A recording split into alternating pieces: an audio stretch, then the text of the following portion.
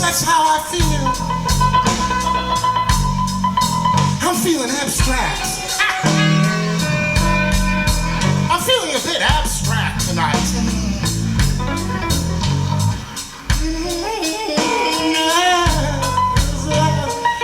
Reminds me of a theory of mine. I call it my theory of spontaneous similitude.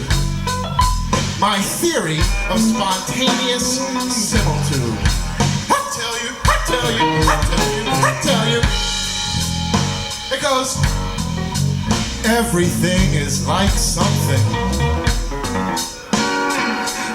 Anything is like something else.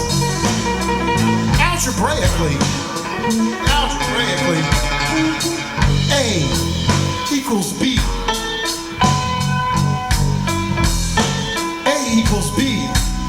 It's my theory that should I start a sentence with a phrase like, I am like, that whatever would pop into your mind, and the first thing that you would say would make sense.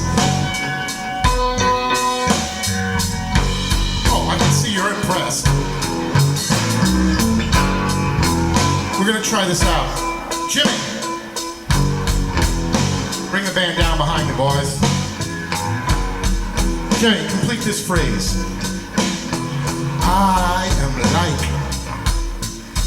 I am like a used piece of hotel soap. I am like a used piece of hotel soap. It makes sense, doesn't it? It really does.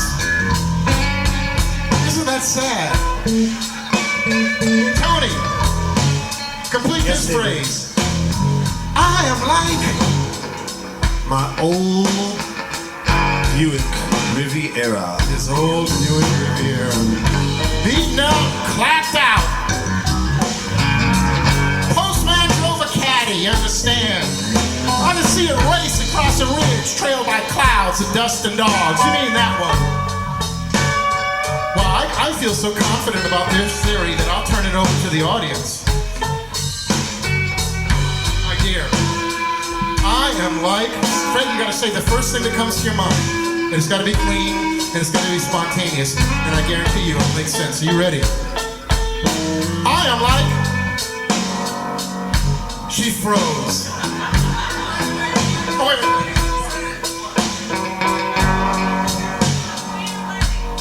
Like her grandmother's dog that ran away. Yeah. I feel so confident that I'm gonna ask the keyboard player. Yeah. Eric Drew Feldman. I am like a flying crowbar. A flying crowbar, yeah. Scott. Complete this phrase for me. I am like. He's like a good boy. A good boy. He's like a good boy. He's like a good boy. He's like a good boy. He's like a good boy. He's like a good boy. I am like a red tin bus made in Taiwan. People's faces are painted on, but they're painted on in a lie. People see me walking down the street, they say, who's that crazy bus driver sitting in that bus driver's seat? I say, that crazy bus driver you see sitting in that bus driver's seat, that's my heart. The heart is a crazy bus driver.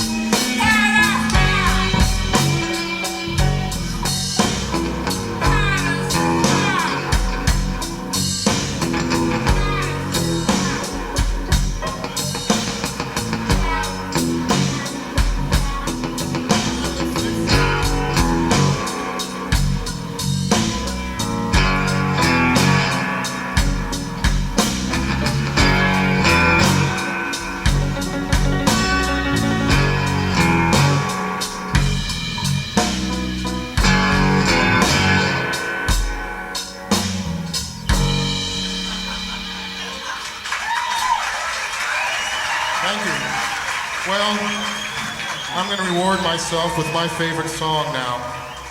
This is a song called Petrified that we did on an album many years ago. And this was frankly before dinosaurs had such a good name. These days, I picked up this is totally coincidental. I didn't know I was doing this show. But when I came over here from London, I picked up this issue of Newsweek, How Dinosaurs Lived. Dinosaurs now are the Richard Gere of the animal kingdom. They're extremely groovy. It says sex, daycare, and fast food 100 million years ago. Officer, gentleman, and a fool or something here. And so anyway, this was long before, we were voices crying in the wilderness alone when we were speaking up for the dinosaurs 11, 12 years ago, you know. That time, you know, this is the sort of thing you got about dinosaurs, you know. You take a look at that. Is that somebody you'd want to know? I don't know. You know, it's all, I don't know.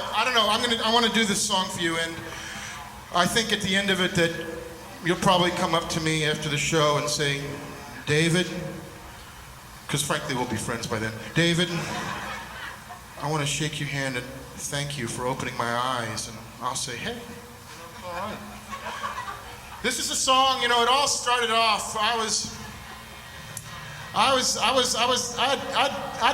gone down to the museum one day, quite innocently enough, and I was standing in the hall of the great bones, you understand, in the hall of the great dinosaur bones. There was this skeleton of the haplocanthosaur, big as a house, you understand me, big as a house. There I was standing, at that point a nuclear family pulled up beside me, Mooter, Footer, Suitor, and Brooder. And, you know, the kids, of course, were fascinated by this large, awkward-looking object before them, as kids are. Not me, the dinosaur. And they were naturally asking their parents, well, tell us about this thing that lived so many years ago. And you could see the cogs in the parents' minds twirling and trying to find out, remember what they'd learned in high school biology about the dinosaur.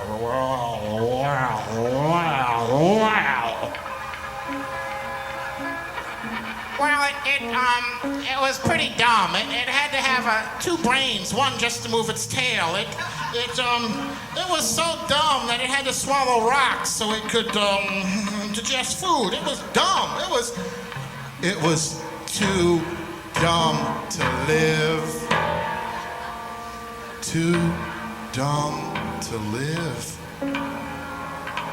I was stunned. I don't know how I got home. I managed to find my way there. My heart was shaken, and I threw myself down on the sofa and turned on the TV to seek a solace in oblivion. And I saw something that day that's changed my life. I saw a movie that's changed the way I think about the dinosaurs. It was called 1 Million Years BC. Raquel Welch.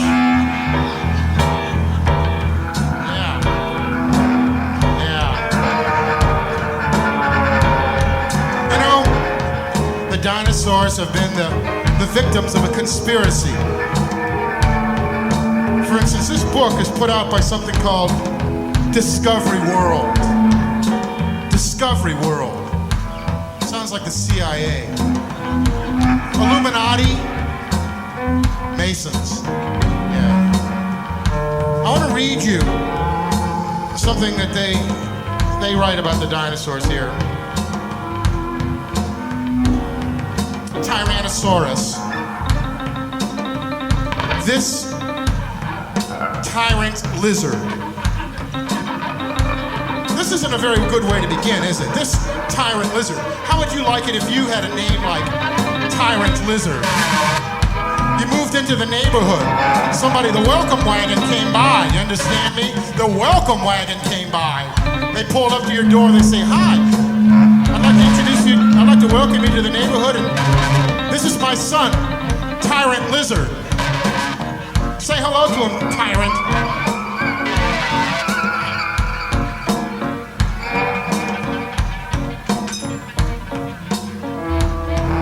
The most terrible beast of destruction to ever walk the earth. think so. Listen to this, guys. Dragon-like teeth with which to take huge chunks from his prey and crunch through bones and flesh to rip them apart.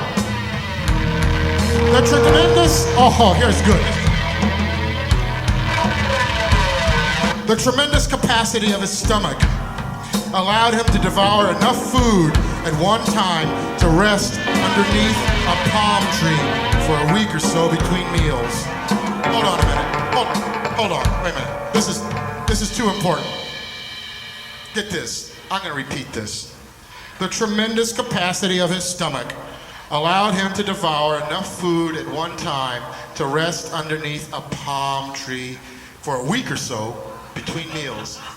Now, do you get the subliminal message happening here?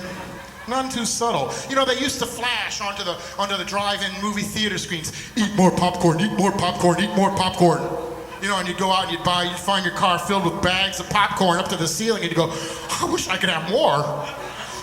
That was a subliminal message. Get the one here. A week or so between meals, under a palm tree. Not an oak or an elm, a palm tree. Like he's down at Tyrannosaurus Rex, you understand me? Rhinestone sunglasses, get the picture. Hawaiian floral print shirt, Bermuda shorts, his knobbly knees showing out. Miami Beach, under the palm tree. He's just gone through and devoured a herd of proto-mammalian bunny rabbit creatures. And he's sitting under the palm tree. Yup. Where's the girls?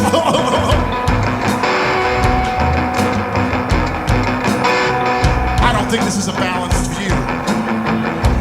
I don't think this is a scientifically dispassionate view.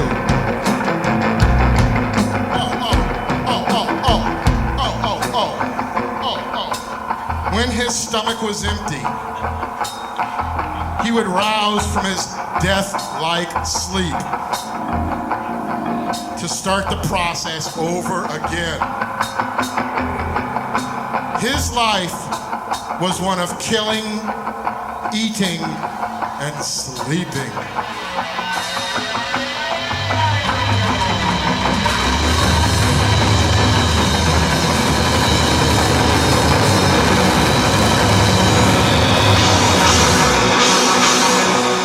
Sounds pretty good, huh? His life was one of killing, eating, and sleeping. How'd you like that on your tombstone? Good old Fred. Uncle Bill. So, I don't know, I began to see that there was a discrepancy between reality and the possibilities. Especially when you compare that picture. It's just balanced. You compare that picture to the picture of the Brontosaurus, you know what I mean?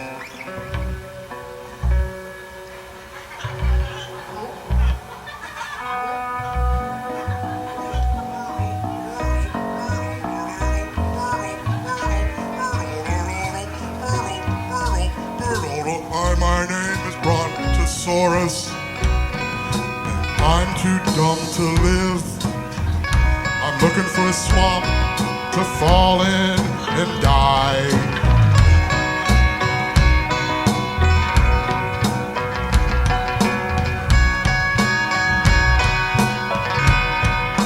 Glub, glub, glub.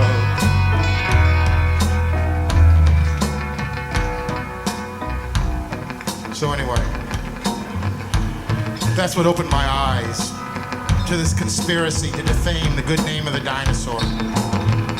Their bones petrified, later classified, till 10 may indicate what imagination must animate. A mind's eye doesn't need to see fluid grace and subtlety. Animals fitted perfectly.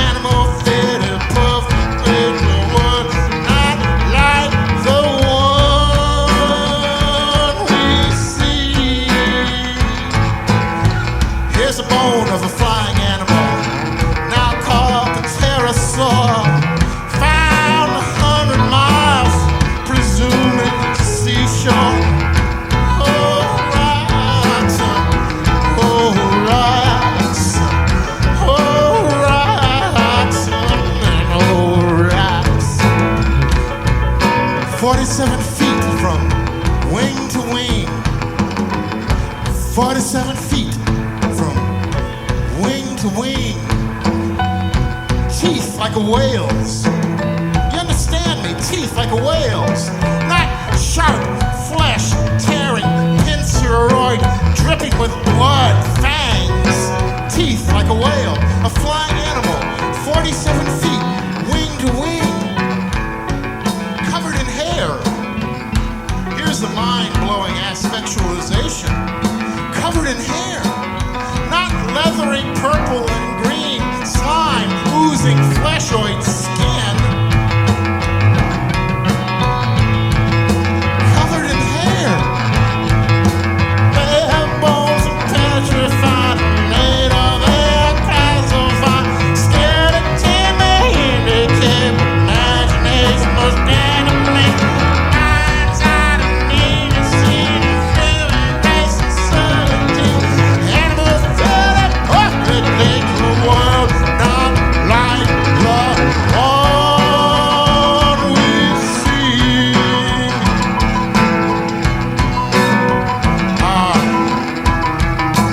I hear the march of time. I hear the march of time. Disappearing in the distance. Growing quiet. I hear the march of time. Finally, understand. Here's the sort of bird we don't see. Some of the books it's treated not quite respectfully. Old rocks, old rocks, old rocks, old rocks, old rocks, old rocks. Old rocks. Now, I'd like you to appreciate what I consider the greatest rhyme, the greatest couplet in rock and roll history. Has the short end of the stick been given Archaeopteryx? I'll repeat it. Has the short end of the stick been given